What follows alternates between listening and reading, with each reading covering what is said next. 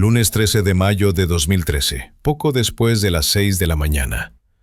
Un contenedor refrigerado desembarcó de un buque en los muelles de Tilbury. La niebla se elevaba del metal mientras los oficiales se acercaban para lo que debía ser una inspección rutinaria.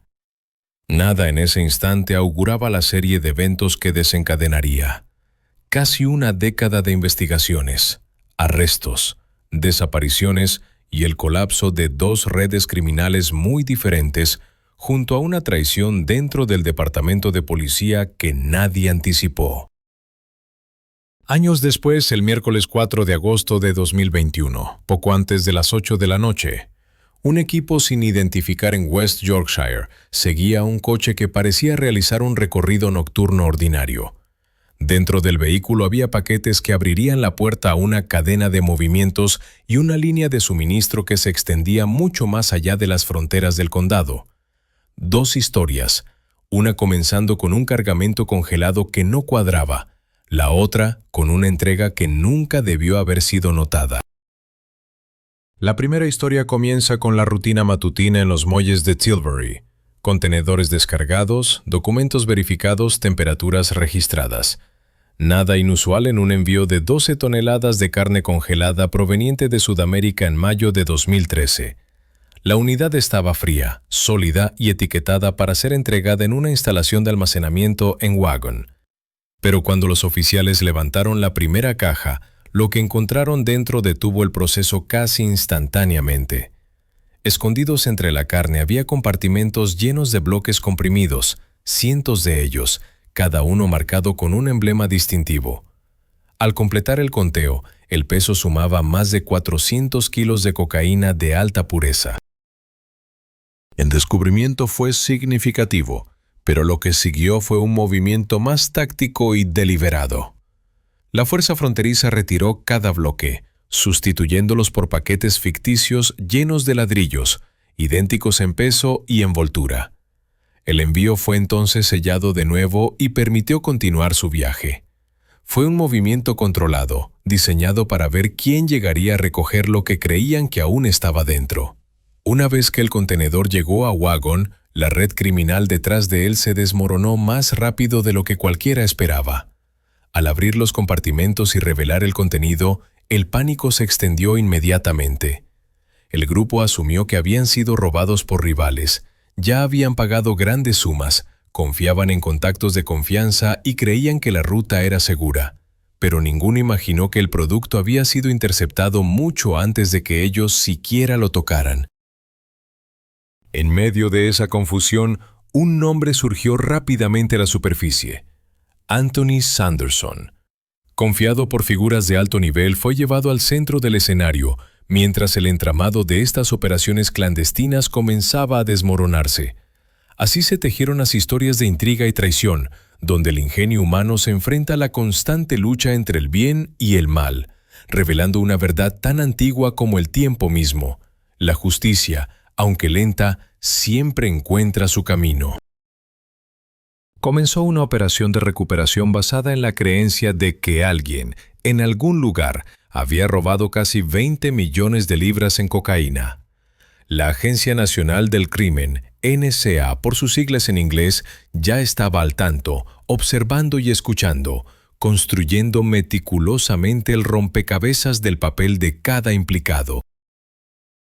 Para Sanderson, la misión comenzó lejos de los muelles, en reuniones clandestinas. Los equipos de vigilancia capturaron a Stanton, McDermott, Sanderson y otros reuniéndose en el parque comercial Aintree.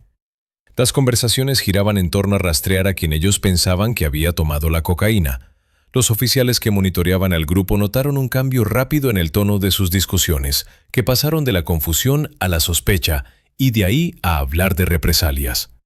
A medida que las detenciones empezaron a acercar a los principales conspiradores, la red comenzó a desmoronarse. Mossman fue detenido tras abandonar los escondites en Wagon, mientras que Oakford fue arrestado poco después. Anthony Short, el hombre que organizó la falsa empresa de importación, fue capturado y acusado. Stanton huyó del país, pero fue rastreado hasta Rotterdam y arrestado bajo una orden europea. Sin embargo, una figura permanecía fuera de su alcance: Sanderson. Cuanto más se derrumbaba el grupo a su alrededor, más profundamente se sumergía en la clandestinidad.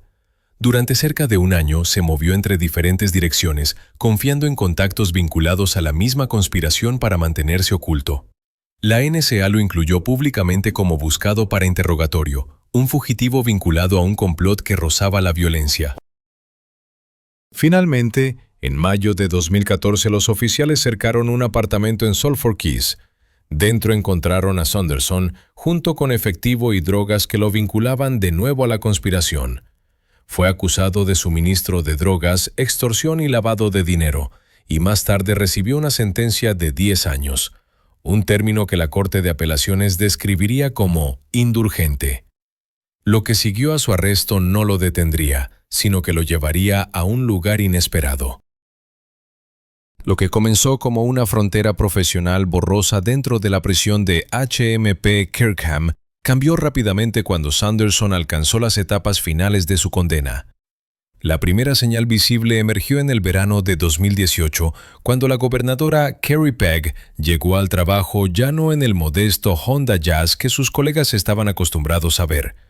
En su lugar, conducía un Mercedes clase C de 12,000 libras, un auto muy por encima de sus posibilidades, que más tarde se rastreó directamente hasta 34 kilos de anfetamina suministradas por Sanderson. La compra marcó el punto donde la sospecha se volvió imposible de ignorar. Cuando los equipos anticorrupción finalmente registraron el apartamento de Pegg, la magnitud del enredo quedó al descubierto. Ropa de diseñador y joyas se encontraban junto a objetos cotidianos que no deberían estar allí en absoluto. Un cepillo de dientes y un par de sandalias Hugo Boss, ambos portando el ADN de Sanderson, pintaron el cuadro de una relación que había transgredido los límites de lo profesional. Esta historia de intriga y corrupción nos lleva a reflexionar sobre los límites de la ambición humana y las sombras en las que puede sumergirse el espíritu en busca de poder y riqueza. En este laberinto de engaños emerge una verdad ineludible. El camino hacia la redención es un viaje que pocos están dispuestos a emprender.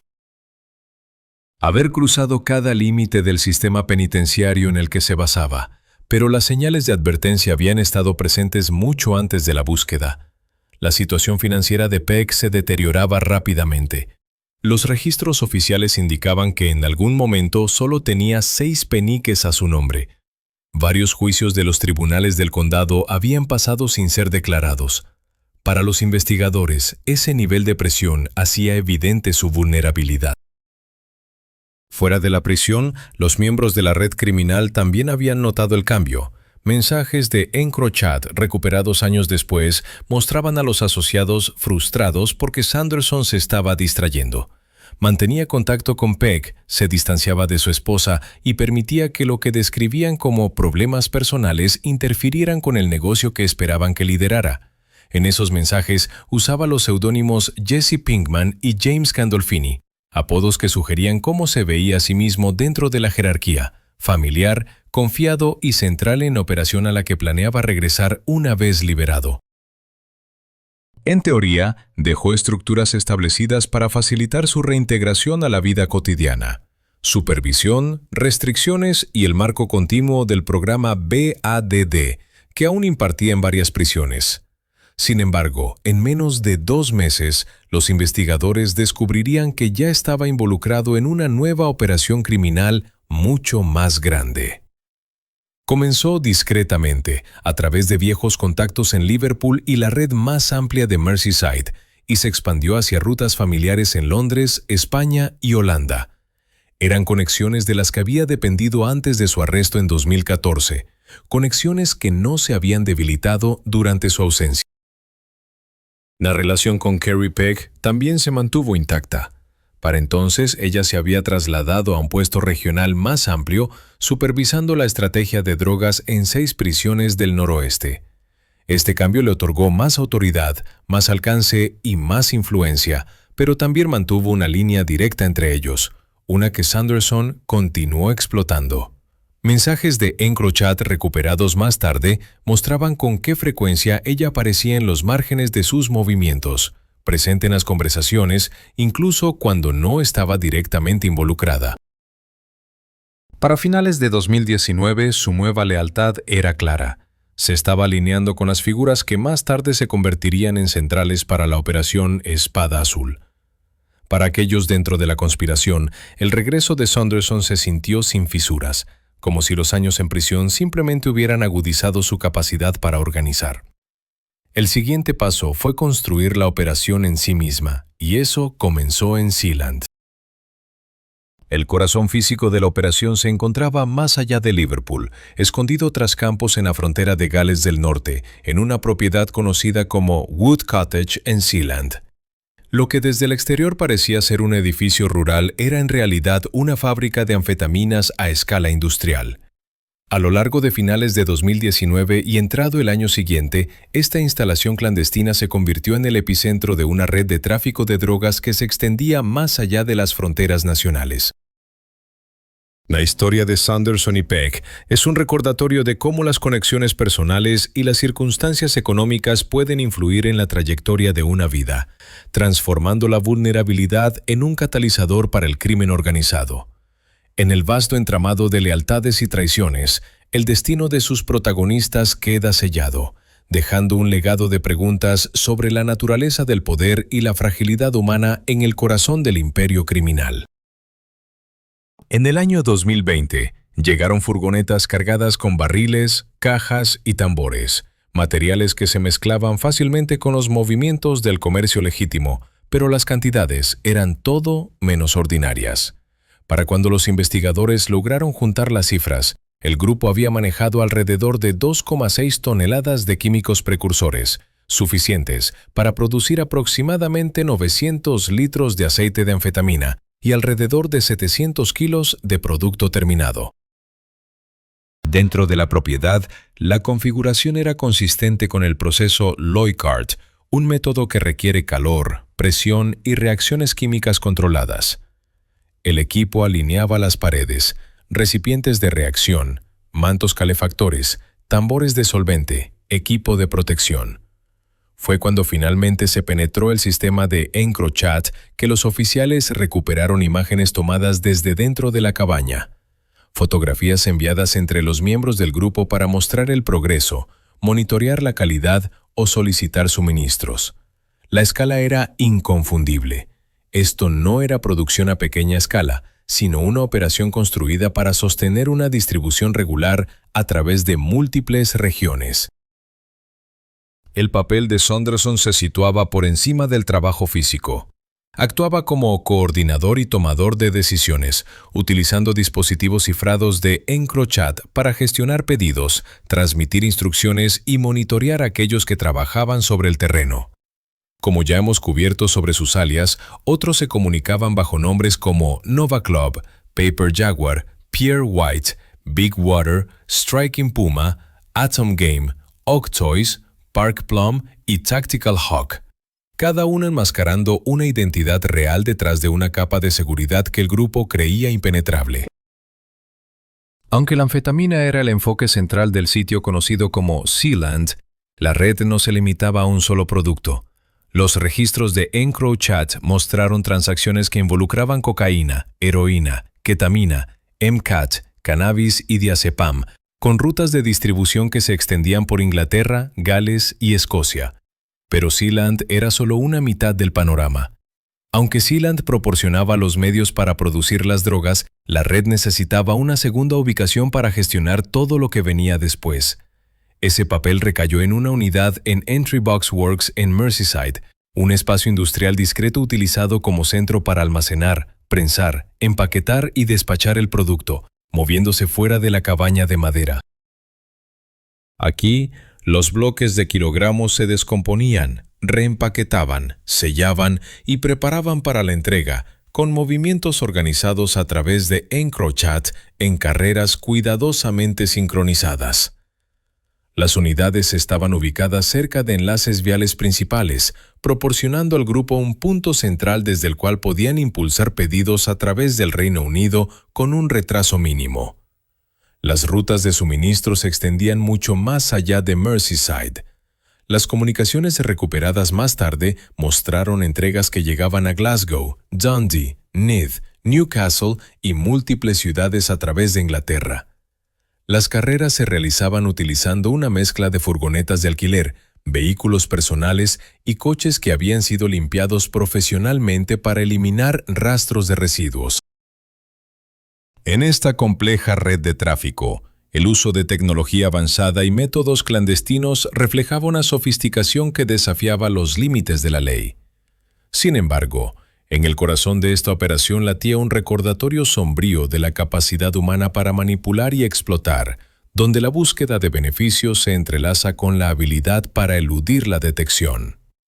En última instancia, esta historia es un testimonio de la persistente lucha entre la ley y aquellos que operan en las sombras, un juego de ajedrez donde cada movimiento revela tanto la astucia como la vulnerabilidad inherente a la naturaleza humana.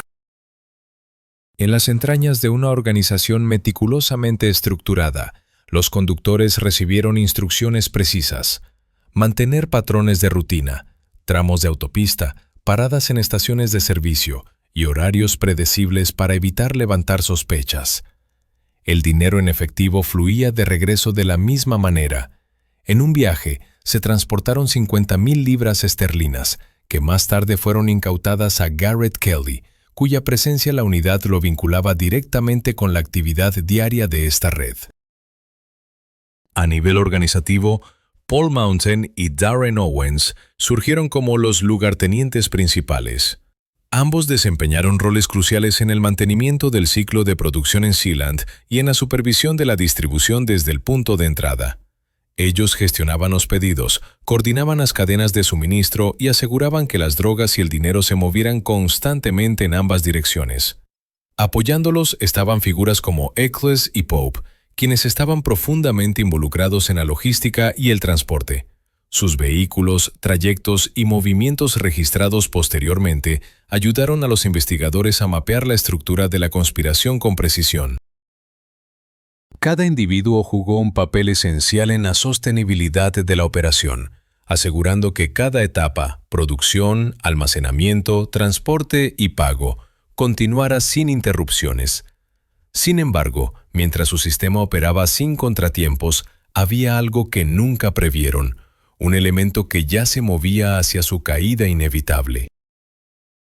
Mientras los mensajes cifrados mantenían la operación en marcha, el sistema de EncroChat en el que confiaban comenzaba a volverse en su contra, empujando a todo el imperio hacia su colapso. Los mensajes enviados desde diferentes seudónimos dentro de la conspiración comenzaron a aparecer en las pantallas de los oficiales. El contenido de estos mensajes dejaba poco espacio para interpretaciones erróneas. Había recetas para mezclas químicas, cálculos de rendimiento, discusiones sobre precios e instrucciones sobre mensajeros, equipamiento y almacenamiento. Imágenes tomadas dentro del laboratorio de Sealand que ya hemos cubierto. Para los investigadores fue un nivel de acceso sin precedentes a través de redes cifradas. Con esta información se lanzó formalmente la Operación Espada Azul. Se desplegaron equipos de vigilancia para hacer coincidir los mensajes con movimientos en la vida real, vinculando el momento de cada instrucción con vehículos específicos, rutas y puntos de encuentro. Los datos de PhoneMars confirmaron ubicaciones. En flujo constante de dinero en efectivo y productos químicos que antes parecía rutinario, ahora formaba un mapa detallado de la estructura de la conspiración. Para finales del año 2020, la investigación había alcanzado un punto en el que la red ya no podía moverse sin encontrarse con la vigilancia. Desde finales del 2020 hasta el 2021, cada figura importante conectada con las operaciones de Sealand y Entrada fue arrestada. La evidencia recopilada era extensa. En Sealand, los oficiales incautaron barriles de productos químicos precursores, recipientes de reacción, equipos de calentamiento y cantidades de anfetaminas en varias etapas de producción. En el punto de entrada, encontraron kilos empaquetados, herramientas de embalaje, balanzas y rastros consistentes con los grandes volúmenes de drogas que pasaban por la unidad. Así, una red que había operado con una precisión casi militar se vio desmantelada por la misma tecnología que una vez creyó invulnerable. La historia nos recuerda que en la búsqueda del poder y el control, a menudo olvidamos que los mismos sistemas que construimos pueden convertirse en nuestros peores enemigos. En el corazón de Merseyside, el eco de una vasta operación criminal resonaba a través de las calles, mientras el dinero en efectivo desaparecía de vehículos, hogares y lugares seguros. Un complejo entramado de actividades ilícitas comenzaba a desmoronarse. La corona delineó la magnitud de los hechos con una claridad inquebrantable. Drogas valoradas en más de 6 millones de libras esterlinas, producidas en un entorno diseñado para una producción industrial continua. El momento de las detenciones puso bajo el foco de la ley una serie de conductas indebidas internas. Carrie Peck fue acusada de 2 cargos de mala conducta en el ejercicio de su función pública y de posesión de bienes de procedencia criminal, reflejando así la adquisición de Mercy's y la relación personal que había desarrollado mientras ocupaba un puesto de autoridad. Su caso, aunque paralelo a la conspiración criminal, estaba profundamente entrelazado con ella. Para Anthony Sanderson, los cargos reflejaban su posición dentro de la jerarquía. Enfrentó acusaciones de conspiración para producir y suministrar drogas de clase A y B, conspiración para poseer armas de fuego y delitos de lavado de dinero. Conforme los casos avanzaban hacia el tribunal, la estructura de la red, antes oculta tras pantallas encriptadas, se convirtió en un asunto de registro público. La sentencia revelaría cómo la ley respondía a cada uno de ellos. Para el año 2022, la estructura de la operación se había desvelado por completo. En agosto de ese año, Anthony Sanderson fue condenado a 35 años de prisión, una de las sentencias más significativas relacionadas con drogas dictadas en el Reino Unido en la última década. El caso de mala conducta que se entrelazaba con su criminalidad llegó a su conclusión poco después. Carrie Peck, una vez considerada una figura en ascenso en el servicio penitenciario, fue sentenciada a 9 años. La red más amplia enfrentó sentencias que reflejaron la magnitud de la operación y los roles que cada hombre desempeñó. Paul Mounts recibió 34 años. Darren Owens fue encarcelado por 24 años. Keeve y Hartley recibieron 23 años por trabajar de cerca con Owens en el laboratorio de Sealand y asistir en la producción de drogas de clase A y B. Michael Pope fue condenado a 17 años y 6 meses. Stefan Bibb fue sentenciado a 15 años y 6 meses por su participación directa en la línea de producción de anfetaminas en la cabaña. David Kelly recibió 15 años y 3 meses. Stephen Sherwood fue encarcelado por 14 años y 4 meses por ayudar en el almacenamiento, movimiento y logística vinculados a drogas, químicos y dinero en efectivo. Lee Eccles recibió 8 años y 9 meses por su participación. En total, el grupo recibió más de 187 años de tiempo en prisión.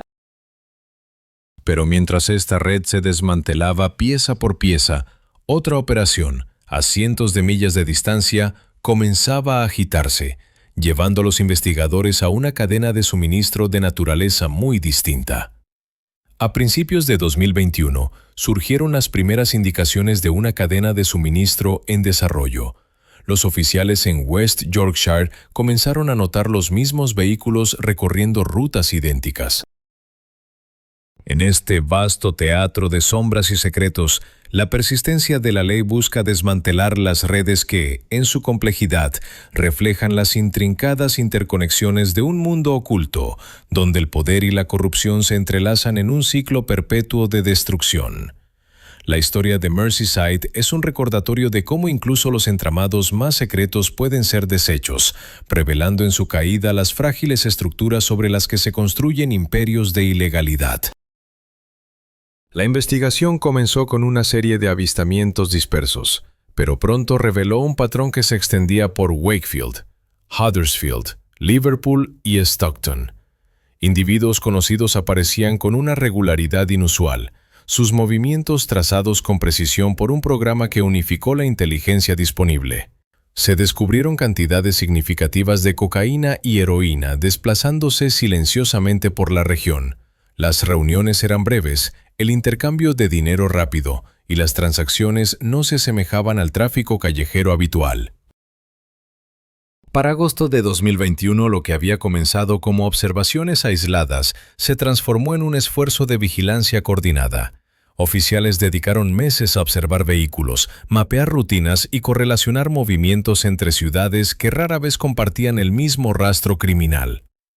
El punto de inflexión llegó el 4 de agosto de 2021, cuando los equipos de monitoreo notaron una secuencia de viajes que rompía con los patrones habituales del grupo: tiempos más ajustados, entregas más rápidas y una urgencia que sugería un movimiento de mayor envergadura. Esa noche, unidades no identificadas siguieron un vehículo que recorría rutas familiares en West Yorkshire. A simple vista, nada parecía fuera de lo común, pero su detención coincidió con la inteligencia recopilada en las semanas anteriores. Cuando los oficiales intervinieron, la magnitud de la operación se hizo evidente. Ocultos en su interior había múltiples paquetes sellados de cocaína de alta pureza, meticulosamente envueltos para distribución al por mayor.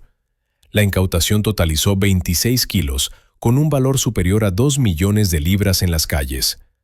Junto a las drogas, los oficiales encontraron bolsas que contenían cerca de 175,000 libras en efectivo, almacenadas en fajos que indicaban un movimiento reciente a través de la cadena de suministro.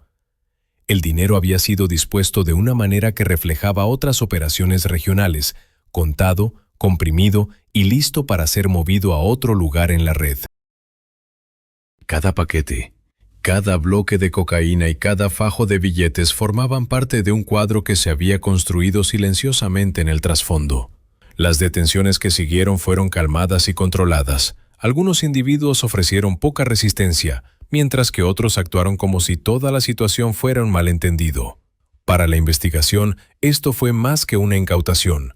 Fue una confirmación, evidencia de que la actividad vinculada a Liverpool y Londres no era especulación, sino una red de suministro establecida que operaba a escala de kilos.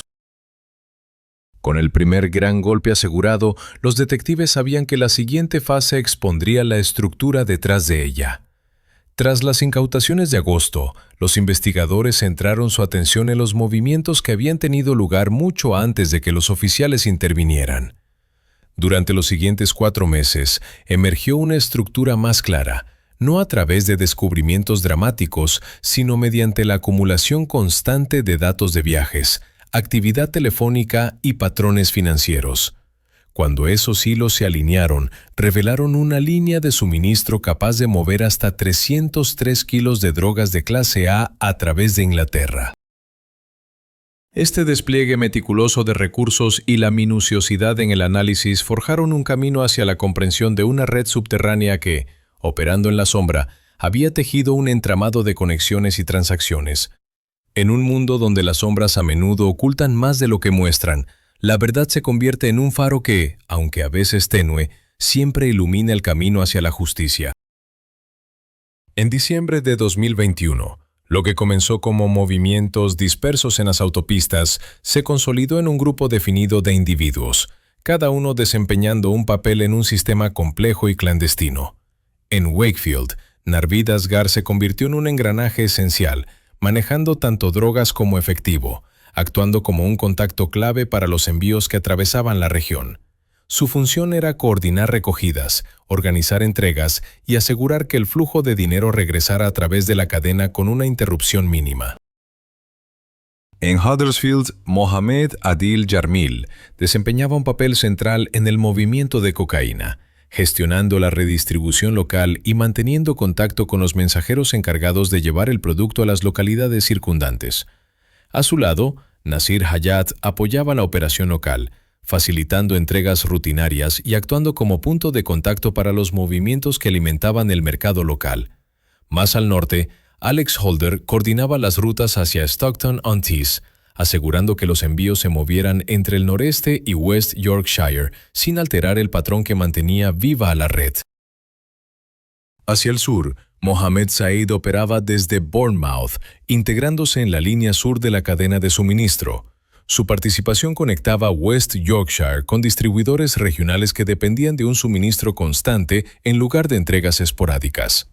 En Londres, Ola Lekun Odedina actuaba dentro de la rama de Enfield de la red, ayudando a mantener la conexión de la capital con la operación más amplia.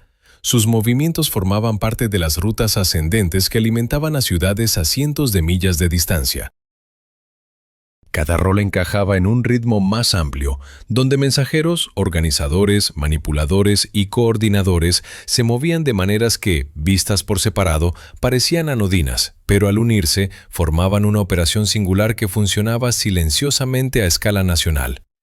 Para finales de año, los detectives pudieron ver la estructura completa, una red cuyas acciones eran precisas, deliberadas y mucho más extensas de lo que inicialmente se pensó. La investigación que desmanteló esta red fue liderada por el equipo de precisión de la policía de West Yorkshire, una unidad especializada en enfrentar criminales organizados serios y la violencia que acompaña al suministro de drogas a gran escala. Los oficiales de precisión están desplegados por todo el condado, trabajando en casos que a menudo cruzan diferentes ciudades, diferentes delincuentes y distintas rutas. Esta conspiración rápidamente se convirtió en una de las más significativas que manejaron ese año. Una vez que las primeras incautaciones confirmaron la magnitud de lo que enfrentaban, el equipo continuó trabajando en el caso a través de los fundamentos. A medida que más drogas se rastrearon hasta el grupo, los investigadores pudieron situar a los acusados dentro de un sistema más amplio.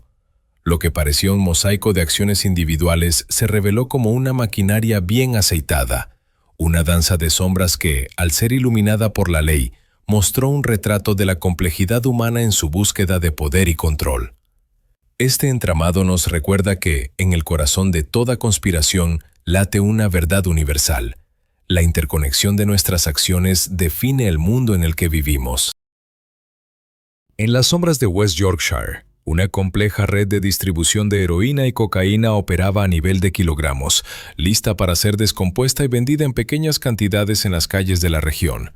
Para los oficiales encargados de la investigación, el objetivo era claro: desmantelar una cadena de suministro que alimentaba la violencia y explotación en pueblos de toda la zona.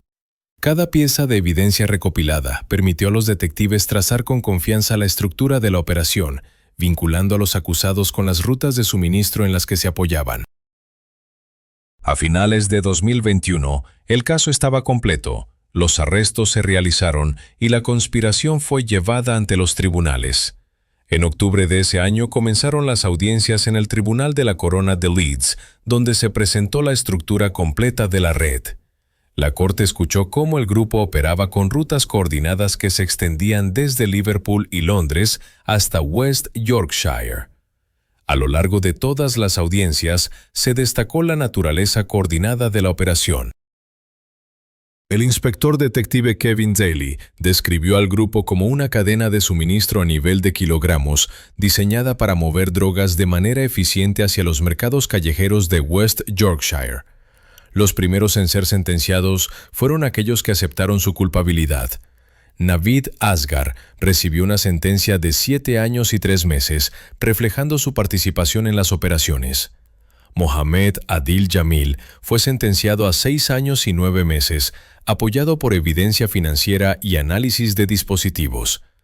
Stephen Conroy fue condenado a 5 años y 6 meses. Los hombres condenados tras el juicio se enfrentaron a sus sentencias en las mismas audiencias.